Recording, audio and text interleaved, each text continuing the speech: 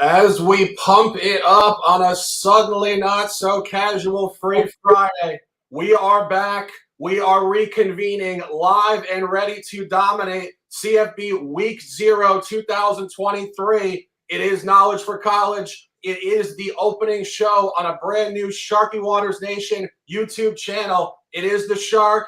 It is the Gun. Guns Picks. I couldn't be more excited to be back. What's going on this evening, my brother? Can you see my arm, people? Look at the goosebumps after that song. Oh my God, it was almost listening to the CBS theme song. I love this time of year. This is what I live for here. This is week 0. This is just the appetizer before the main meal till we get to week 1. I'm so excited about this slate, even though we only deal with a minimal amount of games. But we're going to dominate. We're going to have ourselves a damn season, and we are going to crush. Let's go! As you mentioned, small card here, week 0. Last year, we did not have successful results in week 0 in Dublin. We're going to try to reverse that this year. We're not playing that game. We will discuss it later. I know people want action, but we're going straight business. First official play of the 2023 college football season. We're going to the Gun, and we are going to Jacksonville, Alabama, where we find Jacksonville State, the Gamecocks, first FBS game, hosting UTEP, the Miners. Guns Picks expecting upward movement this year from a Miners team that was not very good on the road last year. Laying 1 point at open, 1.5 now, unofficial. Yeah, I mean, we're not going to deny what this UTEP team is. And I talked about it on the preview show with the Shark. We talked about the non-P5 teams and how much I love the over on the win total for UTEP. And I think this is going to be the start of a great season for the Miners here. Now, Jacksonville State, they're happy to be here. They get up into the conference. Now they're in the FBS. But let's just talk about the Miners here for a second. Chip on their shoulder. Like I said, they went 5-7 last season, almost making the bowl. But remind you that they played UTSA in the last game of the season. They were up 24-0 and lost the game. That would have put them into the bowl category. So with 15 starters back for this team, I think this, and including their top quarterback, their top wide receiver, and a great running back that is going to have an electric year, I think that this UTEP team is getting slept on, in my opinion. Like I said, with Jacksonville State, they're coming from the FCS to the FBS. This is their first hosted home game versus an FBS opponent. So it's going to be a little bit of a shaky start for them. If you look at their statistics too, 16 returning starters, 9 on the offensive side. But this Jacksonville State team is one-dimensional. They want to run the ball. They had 5.6 yards per carry versus pretty much FCS opponents. Dual threat quarterback in that regard. But you look at UTEP, I think they've improved on the defensive side, especially on the defensive line. They got a ton of depth from the JUCO. That's what these lower level teams do. They gave up 4 yards per carry last season, and they probably are going to be a lot better this season, especially with a lot of guys coming back from injury on the linebacker core as well. Now we look at this statistic here. Let's look about Jacksonville versus FBS opponents. Last 3 seasons. All right. Last year, 2022, they lost to Tulsa. Tulsa was not a great team. 54-17, minus 326 net yards for the game. 2021, they lost to UAB 31-0, minus 363 net yards per game. And they lost to Florida in 2020, minus 224 net yards per game, lost 41-24. Now, I know they did upset Florida State in 2021 in a real bad position for them, but I'm not counting this team. I just know this team is just bad against higher caliber opponents in the FBS. Plus, you have UTEP with a little bit of a chip on their shoulder, going against a team that's just like, oh, yeah, this is our first game. This happy to be here scenario. No. UTEP is getting minus 1.5 in this spot, and that's insulting to the Miners. I'm going to take them here at 1.5 units because we're going to be starting a little bit light here in week 0. But give me UTEP, the Miners, minus 1.5 units special. Love it. That is a 5:30 p.m. game. We're going 7 p.m. Eastern, 4 out west. My first official of the year, and I couldn't be more excited to dominate this campaign. We're taking an over in Las Cruces, New Mexico, Aggie Memorial Stadium, between New Mexico State and the UMass Minutemen. Over 44.5, 1 unit official. a lot going on in this game, and I really like what's going on analytically and numerically. Last year, these teams did play. They've played two years in a row. UMass is an independent team, so they do a bit of a scatter plot of scheduling. This is the first year for New Mexico State joining a big conference, Conference USA. But these teams have played twice. And go back to last year. The game was played in Amherst, Massachusetts in October. It was a very low-scoring game, 23-13. The total in that game was 38. And I love to look at numbers in this format. When you see the game last year go under 23-13 on a 38, and the next year they open it up at 45, they're telling you basically a reversal is coming imminently. And I started to go through that game just to see what happened. The game itself was a bit of an anomaly. 600 plus total yards, 6 field goals. The teams did not get the ball in the end zone.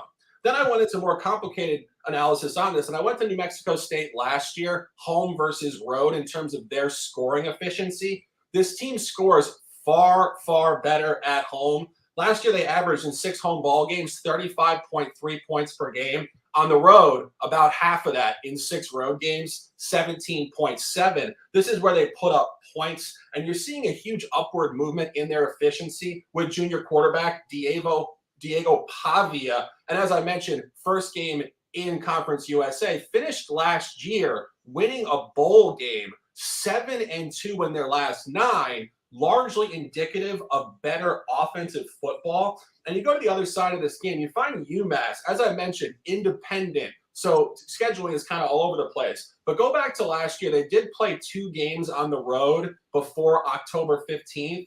Both were trending towards overs. It did go 1-1. They opened up last year at Tulane. The total was 59. It actually went under 42-10. Here's the key point in that game. The score was 42-10 after the third quarter, and it was a 0-0 complete melt against the over in the fourth quarter. And then slightly later on, they did play at Toledo, 55-10, over 48.5. This team will not defend. There will be points in this game. Final point on this, as I mentioned, they've only played twice. Go back to the previous year, November 27, 2021, the only time UMass has ever played down here at Aggie Memorial Stadium. The game was an over at New Mexico State, 44-27 on a 57.5 line. So books had an over line. It went over at New Mexico. They pulled it all the way down at Amherst. It went under. Now they're pulling it back up again at New Mexico State. I think we're going to see points here fairly early and often. First official of the season, New Mexico State, UMass over 44.5, 1 unit official. Guns picks, 8 p.m. Eastern, 5 Pacific, Pacific Coast, Coliseum, Caleb Williams opening up a campaign for greatness only. Gigantic expectations for USC this year, ranked number 6. San Jose State comes on the road here, out of conference, where they have shown the ability to perform very well. You like them officially at plus 31. Yeah, I think it's too many points, but I make sure I want to give everybody shout outs in the chat. Trent joining us here. Happy Friday, boys. Happy football season. And then Terrence, cheers up. Beers down. That's how we live, baby. Benjamin in the chat as well. Welcome back, gentlemen. Of course, got to give it to my guy, 29. Let's fucking go, Shark. And the gun on that one. But let's talk about what I like about this game here. And I like the underdog in this one. I think it's too many points here for a week 0 situation here. USC coming off an 11-3 season last year, finished the year back-to-back losses, Pac-12 conference championship to Utah, and they lost in dramatic fashion to the Darlings. I loved making so much money with Tulane, but they're bringing back 17 starters in this one, 8 on the offense, 9 on the defensive side, and they're loaded with talent. They went to the transfer portal, and they try to get a lot of people on the defensive side, but trying to get guys to gel early on, and you have to play a week earlier than expected. I think this is a downside for the Trojans here. Now you got San Jose State, 7-5 season, lost 3 out of the last 4 at the end of the season in 2022, 41-27 loss to EMU. But they do bring back 14 starters, including 9 on the offensive side. And I think the offense is important in this game. When you actually look at USC and break them down, Their average home win is 24 points. Okay. Granted, they're playing bigger competition. They're playing a lot of teams in the Pac-12 in most of those situations. But I think we need to look at this non-conference juggernaut when we're talking about San Jose State. They're always underrated in these spots. All right. Under Brennan, the head coach there for San Jose State, 11-7 against the spread as a away dog, 4-1 against the spread versus P5 opponents in the last 5 years. So when it comes to the P5 opponents, he gets their teams prepared, he gets them ready, and they keep the games competitive. 31 points is just too much. I don't care about USC. I know how they play their defensive ball. What does San Jose State do? They love to pass the ball. They averaged 273 yards passing last season, 303 yards per game on the road last season, and 60.3% pass completion rate. Chevon Cordero, if you remember him, he used to be a Hawaiian flying bastard, hauling the ball like all the quarterbacks that have passed him before. He had 27 touchdowns, 6 INTs last year, and over 3,000 yards passing. So this guy can get it done on the field. So last season, let's talk about the USC defense here for a second. They couldn't stop the run. They gave up 5 yards per carry to their opponents. Not San Jose's strength per se, but let's talk about the passing defense. They gave up 63.7 pass completion rate to their opponents, 264 yards in that regard. What saved them last year, and I want to keep that's why we kept fading USC over and over again, is their pass rush, getting to the quarterback, getting sacks. They had a decent sack rate, and they created turnovers. They were very on the plus when it came to turnover ratio. Okay. Now, this is just a situational play here. Week 0, tough spot. USC, a lot of hype going into this game. Lines very much inflated for that regard. You have a San Jose State team that probably didn't play their best ball at the end of the season. And I think they haven't had time to gel, whereas San Jose State's pretty much working with the same crew that they had last season, same coaching mechanism. And quite frankly, I don't think this is going to be a highly motivated spot here for the Trojans. So give me San Jose State plus 31, only a unit here, folks. Let's not get crazy here. All right. Yeah, I think that's a great point just to mention. Obviously, we don't want to sit here and lecture you guys financially. Do what you're going to do with your money, but please be responsible early season in football. It is a bit of an unknown. The Guns obviously has gotten into a great flow going weeks 4 through 12 with 2 and 3 unit specials. So just keep it intact early so we can have the ability to dominate when we are data abundant. And speaking of being data abundant, my second play, I think we have enough information here to really put out what for me is an official 1 unit play. Vanderbilt Commodores at home, First Bank Stadium against Hawaii in the first half specifically, -10, 1 unit. And I went through this last night. I posted it, and I wanted to have a deeper discussion now. What you're finding here is a run back, if you will, of last year, 8-27-22, a game played between these two teams in Hawaii. And that game was a blowout. Vanderbilt got them 63-10. And I went through that, and I found some interesting things develop. First thing I found is that Vanderbilt did not come out particularly spectacularly in the first quarter. Hawaii actually did take the first drive of the house 7-0, and then they got into their flow. They did cover the first half 21-10 before really shellacking Hawaii in the third quarter 35-0, going away at 63-10. But this is where the line is telling you a really good story. In that game last year, Vanderbilt was only favored at -6.5 on the road. Coming home, they should be around 10 or 11. This is an 18, super heavy for the game. I really like the first half better on this split. I mentioned this the other day when I did a live on Twitter, and I said I really like when you find a heavy split. Again, a -10 should be a 21-20. This is a really heavy first half. And if you go back to last year, Hawaii did play 2 games early season out of conference, obviously coming across to the mainland United States here. And they did get absolutely hammered in both of those first halves. On September 10th last year, 2022, they did play at Harbaugh and Michigan. They came out and just got obliterated in the first half, 42-0. They actually did cover the game. Michigan was laying 53 points after blowing them out by 42, did what a lot of these big teams will do, not continue that momentum in the second half. And slightly later on September 24th at New Mexico State, the aforementioned New Mexico State did come out with 35 first half points against them in another blowout, 35-10, and New Mexico State did cover that game.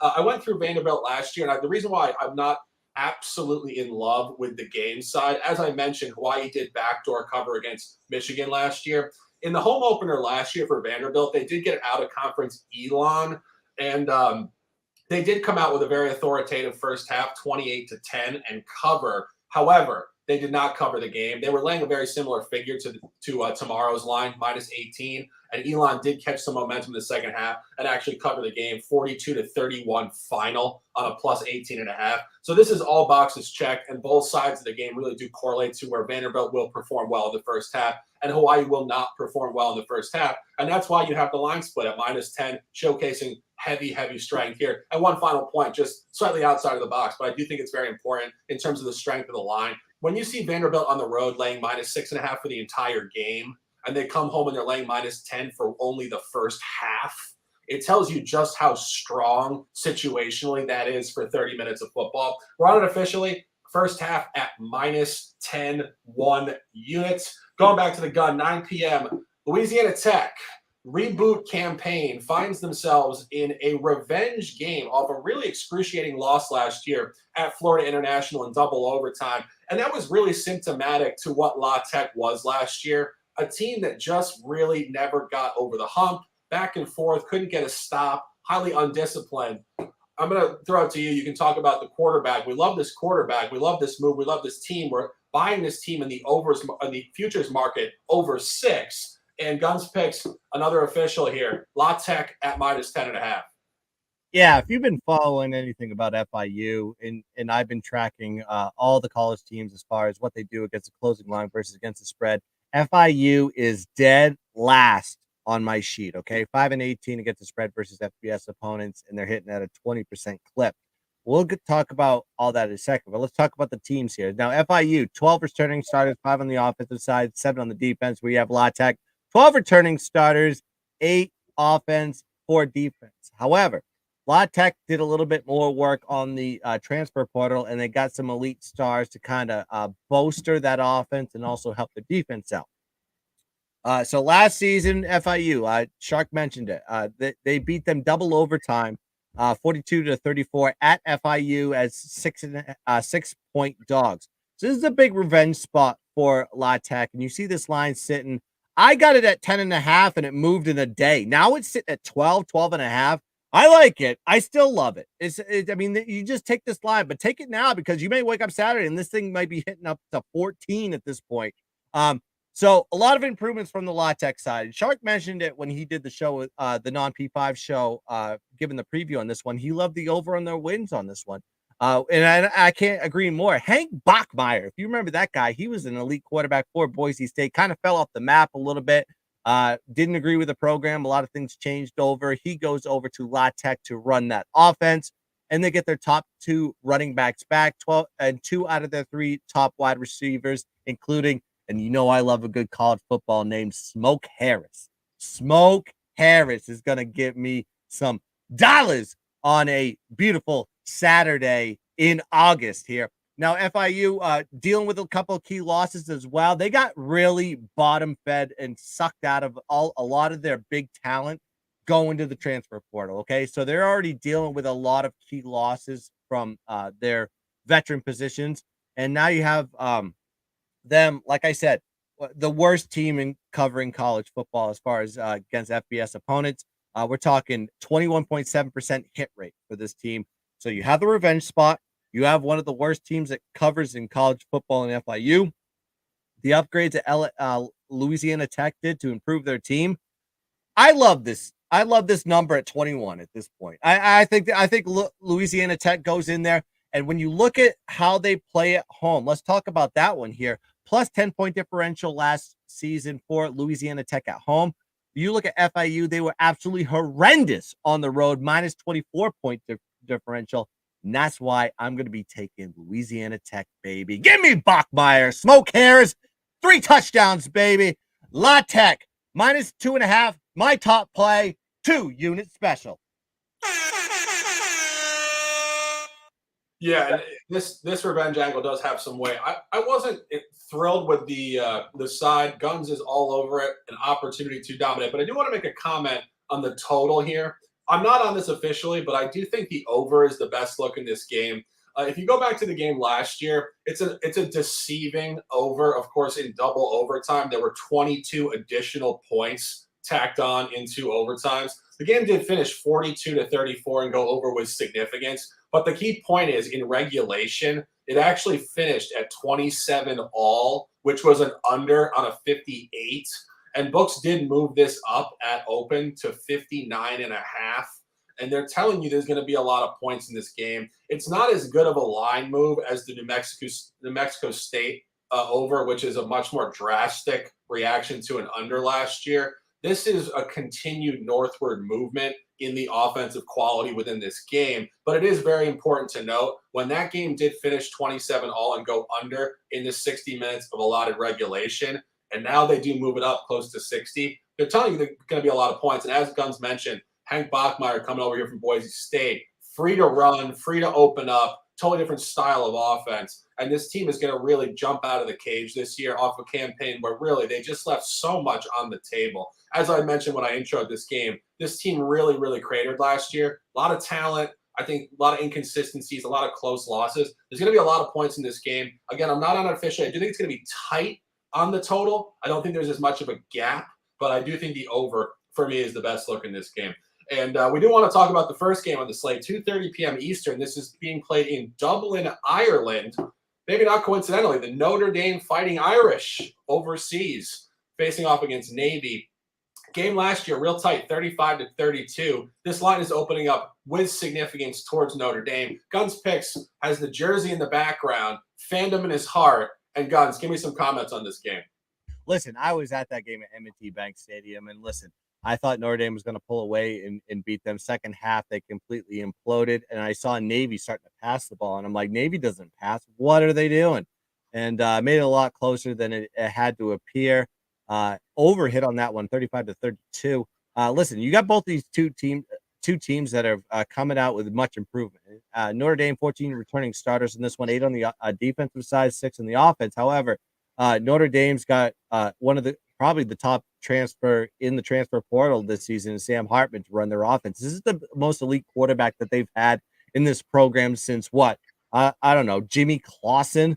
Can we go back that far? I don't know. Well, I mean, I guess it's up for debate on this one, but Navy's bringing back a lot of veteran play. They were a very young and youthful team. They lost a lot as far as the offensive production is concerned from years past, but now they're a year older, year wiser, and they're playing their first game of the season in week 0, one less week to prepare, and they're going to go to Dublin, which is going to be kind of cloudy and raining from the weather report that I'm seeing on this one.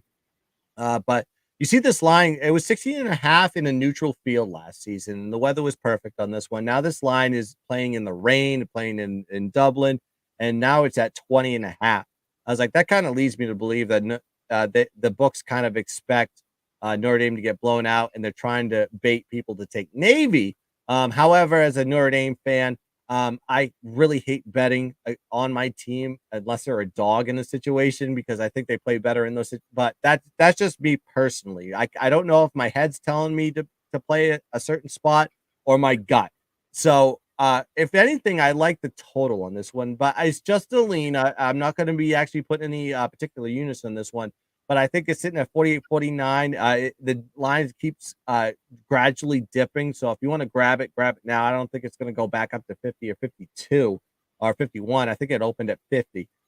But this is one of the situations that I think Navy's going to try to control the ball and keep Sam Hartman off the field. And then really with Notre Dame, they haven't worked with this quarterback in a lot. So there's going to be a little bit of rust factor in there, trying to build a dynamic and a rapport with his wide receiver core in that Notre Dame has really not had great in the past. However, this season, I think this is probably the best Notre Dame wide receiver core they've had in the last 5 years.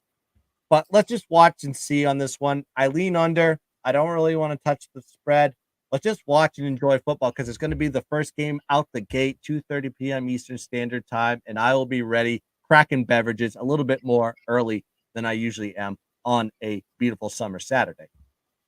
Yeah, no, I agree. And, we didn't stay off this game because it was early or in Dublin. Just in general, I just thought numerically it was very tough. But I do want to make a comment on that. Last year, we did bet Nebraska over in Dublin as a favorite, and they lost outright to Northwestern. Of course, this is not Nebraska. This is not Scott Frost, so it is a bit anecdotal from that standpoint. But I do think playing overseas does take on a total unknown environment. You just don't know how these college kids are going to travel. I mean, you see it in pro football when they travel to London. I mean, these are pros that are in, mid-20s to mid-30s. These kids are young. It just adds a huge unknown. And shout out to Football Guy 97. That's a great point. I couldn't talk you off the underdog side here. I don't think the line is necessarily tough. I will say this, and I don't mean to interrupt you, Shark. I apologize. Yeah. But he always says those games are tight. That is incorrect. It's like you look at the Brian Kelly years. They have dominated Navy in a lot of situations. However, it's been home versus away type of spots. Going to South Bend, they're not playing neutral fields.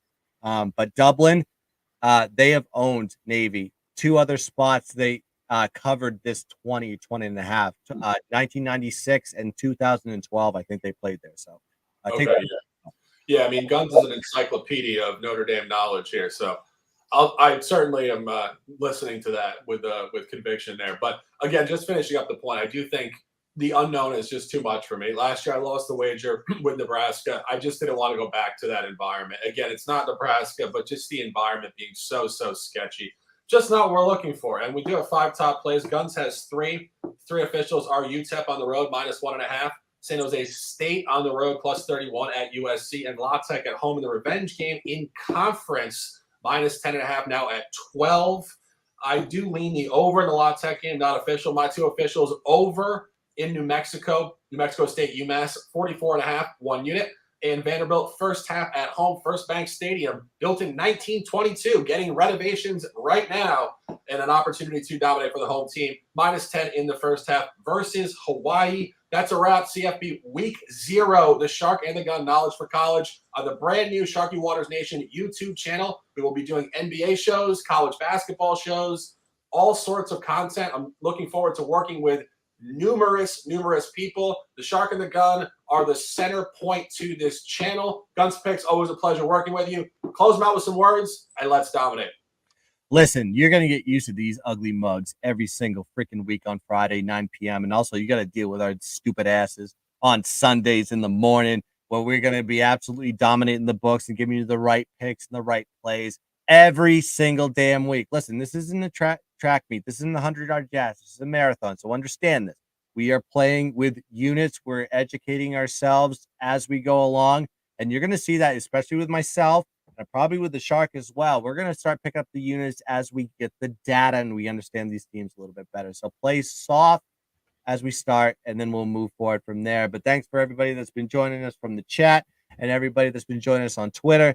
Let's dominate week 0, for God's sakes. Let's get it off the right foot, and then we're going to absolutely come back with more shows than for week 1 and onward. So let's have ourselves a Saturday. Let's dominate the books. And as always, let's keep dancing.